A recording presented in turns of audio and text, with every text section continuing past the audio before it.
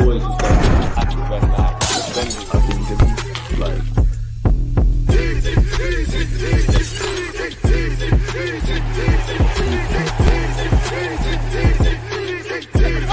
Good morning, folks. Noni Madueke is basically an Arsenal player. We've been given the here we goes and all of that kind of jazz, people. Last night you would have seen Fabrizio Romano say Noni Madueke to Arsenal. Here we go. Fee agreed in excess of 50 million with add-ons included. Green light from Chelsea. Madueke apparently has already agreed a 5-year deal at Arsenal days ago. He's now set to complete the move. The winger leaves Chelsea to join Arsenal. Look at Matisse being an idiot. Arsenal and Chelsea will exchange all documents on Friday. The total fee agreed will be 52 million package. Arteta already said yes to Madueke as key target already weeks ago. Medical being scheduled too. Now, people, let me know your thoughts initially on that. Chelsea are laughing because it's our annual Chelsea edition or editions that offsets the cost of João Pedro, etc. And where you look at Estalvio, Cole Palmer, all the other Gittins, all the other options they've got is crazy. Where you look at João Pedro and Kudus and the fees they've gone for and the stock they've got in the game, and Madueke now, funny things can happen in life. We hope Madueke turns out to be the best business of them all, but it's not looking too positive. I can't say this is goosebumps, people. Apologies. Just give me 1 second. What is going on there?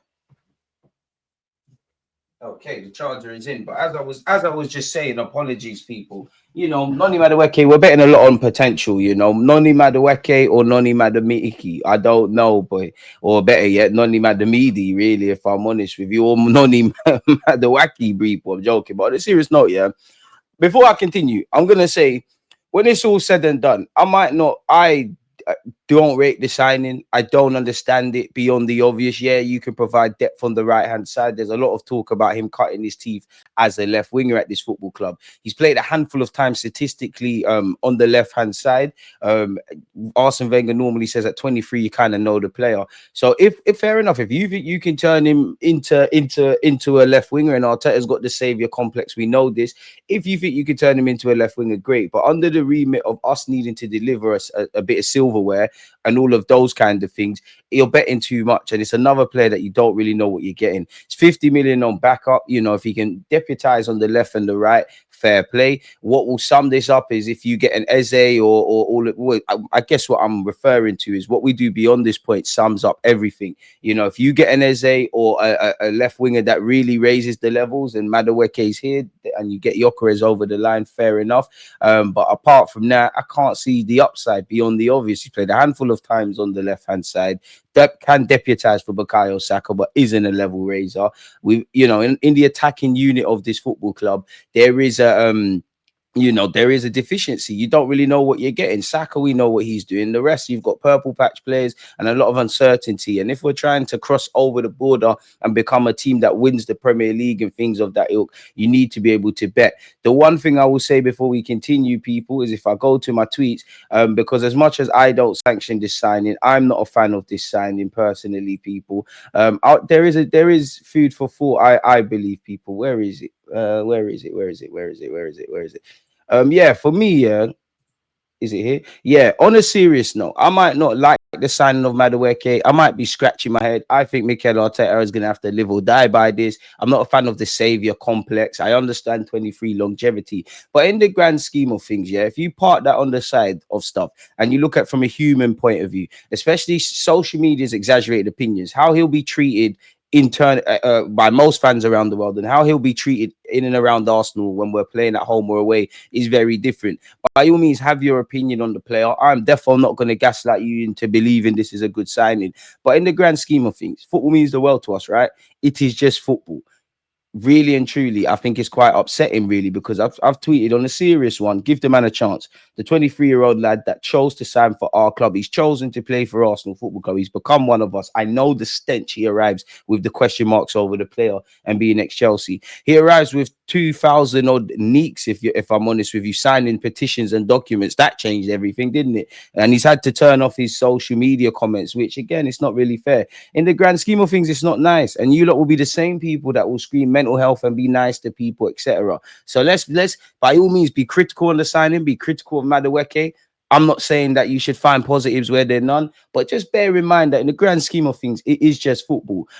Maybe I'm wrong. Let me know. David Orstein has also said we are close to reaching a full agreement with Chelsea over a deal. It's expected to be worth 52 million for Madueke. He's already agreed personal terms, people. He's prioritized the North London side over any other option. Now, he was vaguely linked with Newcastle, etc. I want to say I'm not working on the football in front. How many offers were there? How many offers were there? Like, was there really? You could prioritize Arsenal as much as you want if we're the only club. He's still currently in the United States. Chelsea are preparing for the Club World Cup final. You'd imagine medicals and things might take place then, or probably accelerate after, people. So we're gonna have to see, man. If I'm honest with you, it's not really a game changer that I want to see. I don't really see the upside to it, but I'm open to being proven wrong, and I hope to be proven wrong. Arsenal apparently are willing to let Trossard leave, people, and he's apparently agreed personal terms with Fenerbahce. What I would say is, yeah, at this moment in time in July, is Noni Madueke an upgrade on Martinelli and Trossard? I hear it. He could be the Trossard replacement, quote unquote, but is he an upgrade on Trossard, or is it a downwards, maybe a sideways step? I will give Noni Madueke this. I don't really want to see you on the left-hand side on a consistent basis because I want an upgrade. But you would be on your strongest side with your left foot. You could, provide more crosses and more width. And obviously with Lewis Skelly and Madueke, there's scope to change things. That's the only thing I could say around it. I don't buy rationalizing the finances. I don't know how much he gets in terms of wages. I would hardly imagine he's the highest earner. But if I'm a 23-year-old about to sign a 5-year deal and England international, I think I'm going to be paid handsomely. So we don't need to do too much negatively. We also don't need to do the overly positive thing. And as you can imagine, the social media tacticals of this world, they turning up their nose, doing everything around Gyökeres, who hasn't arrived at Arsenal. And there's so much hopium and copium and all those positivity drugs being consumed by them. Arsenal will let Fenerbahce target Trossard leave. I guess 30 years of age, you get a younger model in Madueke, forgettability for a sec. That's where you have it. Arsenal are willing to let Leandro Trossard leave the club after he agreed personal terms with Fenerbahce, says Gary Jacob of the Times, I believe. The Turkish side have offered the Belgian forward a 3-year deal, but have not agreed a transfer fee. Arsenal are likely to want about £20 million. Arsenal are trying to refresh their attack, having made bids for Madueke and on Gyökeres. They also have an interest in Eze. Again, we know Trossard's changed agents. We know he's been linked to Saudi clubs. They wanted him on loan with an obligation to buy. We know that he's on around 90 odd grand a week, people. We would have made a loss because he did sign for 20 million plus 7 million in add-ons in 2023. Ironically, been one of our better attacking signings under Mikel Arteta. We know we're currently in an optional training camp in Marbella. We fly out for pre-season on Saturday. I wouldn't say it's optional because everybody started to return. We went to Marbella, and as we all know, we'll be going to Spain, from Spain to Singapore. Romano has said Arsenal remain in the conversation with Eze. No Madueke signing does not impact Eze. This is seen as a completely different case. At the moment, the talks are between Arsenal and the agency representing Eze. The player is keen on the move to Arsenal. The original idea expressed by Arsenal when they spoke to the agent of the player was to try and reach an agreement on the structure of the deal, including instead of triggering the release clause. Then this will depend on Palace. So if they go for it, great. Arsenal remain optimistic about Victor Gyökeres. The deal remains ongoing with two clubs maintaining their position on the fee. Apparently, Romano has said Gyökeres will maintain he's not returning for pre-season training, people. So we'll have to kind of monitor the situation. I don't really want to go over Rodrigo, but apparently Real Madrid would want 100 million euros in order to discuss the sale of Rodrigo. Some of you fans are probably more aggressive on the need for Rodrigo now with what we're seeing, other teams doing what we've done. Couldn't we have just got Kudders? A meeting with Rodrigo and Real Madrid next week will decide his future. The player's preference is to be a left winger. He's wanted by multiple clubs, including Arsenal. Real Madrid apparently are looking for a buyer for Rodrigo at the moment. As I said, Arsenal and two other top European clubs want the player, and Real Madrid is seeking 100 odd million euros. Romano's also said there'll be a meeting between Real Madrid and Rodrigo next week. He won't move to the Middle East, and the final decision will be with the player. Real Madrid won't force him out. So we'll have to see. If Real Madrid receive a good proposal, they're ready to accept it. The decision will be totally up to the player. His preference apparently is to stay put at this current moment where he is, people. Do we believe we could get Rodrigo and Eze, especially when you've committed 50 odd million quid for Madueke? I don't know, people. Apparently he relishes Madueke. This is the chance to fight for a top spot at Arsenal, and apparently he has a top mentality, which we'll have to see, man. Rodrigo, as I said, wants to stay at Real Madrid, so we'll have to see. Arteta is said to be very keen to sign Madueke, and Madueke is excited about joining Arsenal. I mean, we'll sit there and say we don't want to spend expensive sums on Anthony Gordon, Nico Williams, Morgan Rogers, and Rodrigo. But, in terms of adjusted ability and stock, Madueke, you've been overpriced, people. Palmer have also been linked with Fabio Vieira, as you know, and there'll be a pressing need to get some outgoings. We've offered a substantial proposal, apparently, to William Saliba.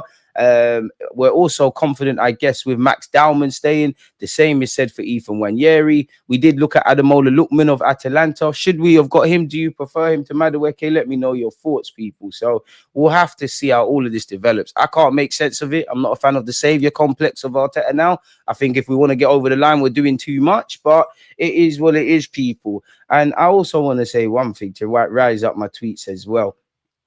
I will say this, because again, we need to separate the player, our opinions on the player.